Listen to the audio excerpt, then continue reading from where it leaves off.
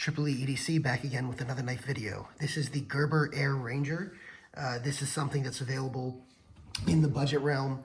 You can find it on Amazon. I think it's around 40 bucks, and Blade HQ has it for about 27 right now.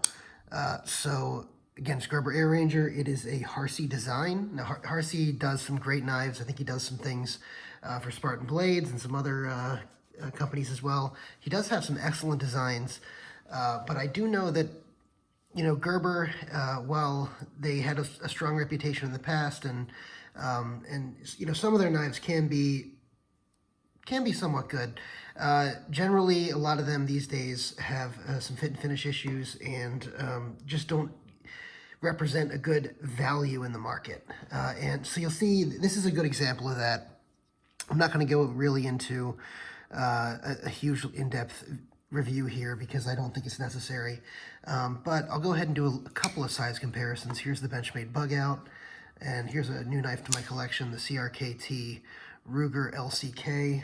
So you can see they're pretty similarly sized.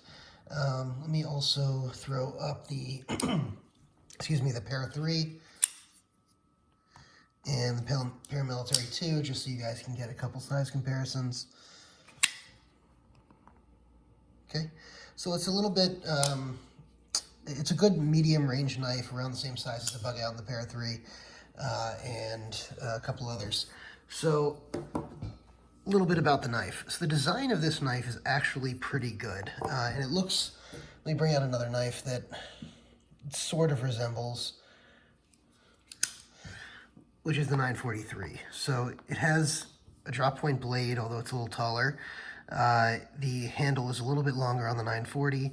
It's a little bit taller on this Harsey design folder, but they're not that far off, if you really think about it. It's sort of a cross between the 940 and the Bugout a little bit in design, or the 943, I should say, and the Bugout in design. But, you know, it does have a couple of things that, in the design aspect, that I don't like, and a couple of things in the execution aspect that I don't like. There are some things that I do like. Like I said, the overall design itself is pretty good. The ergonomics on this are fairly good.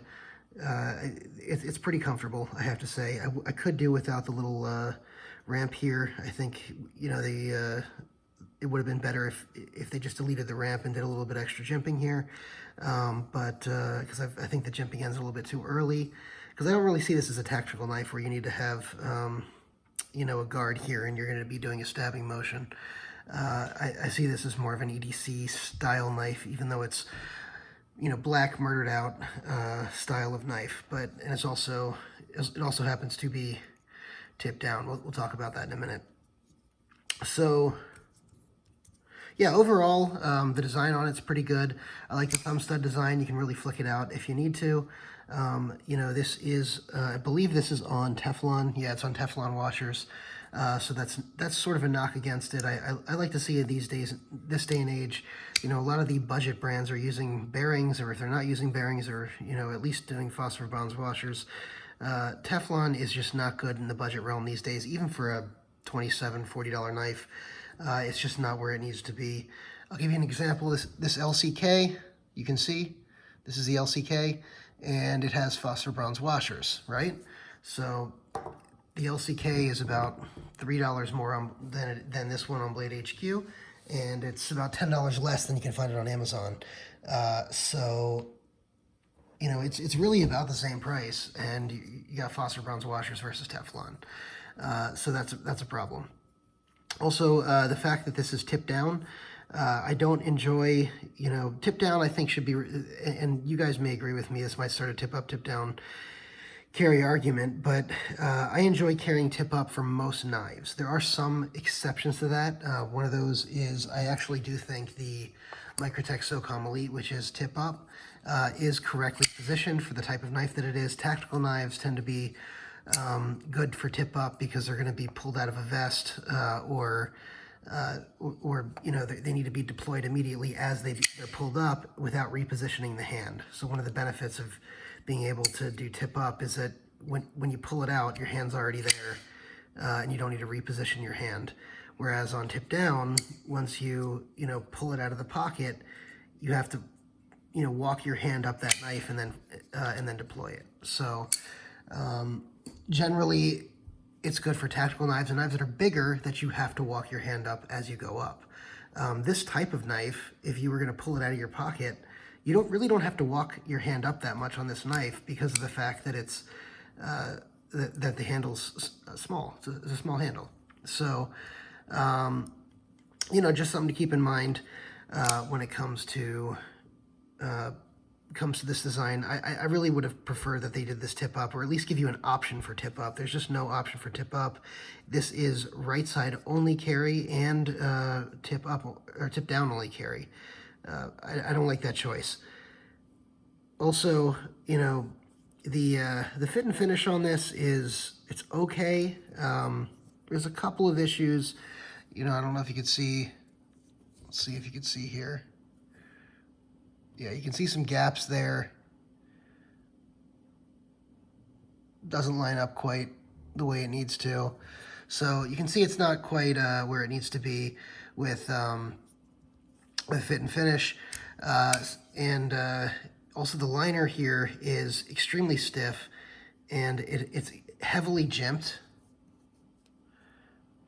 with, I guess, aggressive jimping for such a thin liner. So it kind of digs into your, not kind of, it really digs into your finger as you're trying to pull it over. And I often find myself having to use another finger to pull it over comfortably. I mean, you can do it with your thumb, but it's not comfortable. So it's something to keep in mind. Another thing is I will say something good for it is the lanyard hole is positioned in a good spot. If you're going to have a lanyard hole, that's a good spot to have it, so it's out of the way of a lot of things. Although if they didn't have it, that might be a place where they could have put some tip-up carry. The pivot is unimaginative, but what are you going to get for 40 bucks? I mean, or 25 bucks. This is preferable on the LCK. Civivi gives you some decent pivots. That's a sneak preview of a knife I just got, the carbon fiber black Civivi backlash. But and that brings me to my next point, is the value proposition here isn't really there. Well, before I get to the value proposition, I'll say one other thing. Two other things. The grind on this is, I don't like this grind because the stock thickness on this is, well, it's about what the 940 is, which a lot of people think is a sort of a thickish stock, but it doesn't have much room at all to come down to this grind. They start the grind pretty low below the Gerber shield, and then it doesn't have much room to develop into a thin edge. So, even though, and I got this knife secondhand in a trade, sort of as a filler in the trade, and I don't think it was used, but it did come with a dull edge. It might be Gerber's fault, might not be Gerber's fault. I'll just put that out there. But what I will say is that, and the knife itself, by the way, didn't appear to have been used. But what I will say is that the steel choice here on this is 7CR17, which is, people complain about 8CR13 MOV. This is even worse. So this one is 8CR13 MOV. That's for about $29.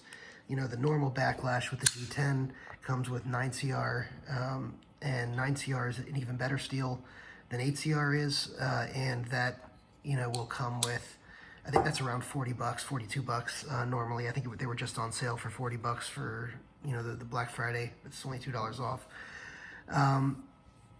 But the Civivi knives gives you, for around 40 bucks, you get that 9CR, and then plenty of other brands are starting to introduce things into the market. CJRB has D2 at around $35. So you have plenty of really, really, really good steels in the budget range that are available, and still they choose the 7. I'm sorry, this is the CRKT. This has the 8CR. Still, the Gerber chooses the 7CR 17 MOV, and it's a bad choice. I'm sorry. In this day and age, they need to upgrade this if they're going to continue making it. Just because I don't know how old this design is, but just because you originally produced it in this steel doesn't mean you should keep producing it in this steel. Benchmade got the memo when they upgraded from 154 cm, you know, and CPM 154 to S30V on most of their knives, which they continue to do, and they did this past year with the Griptilian.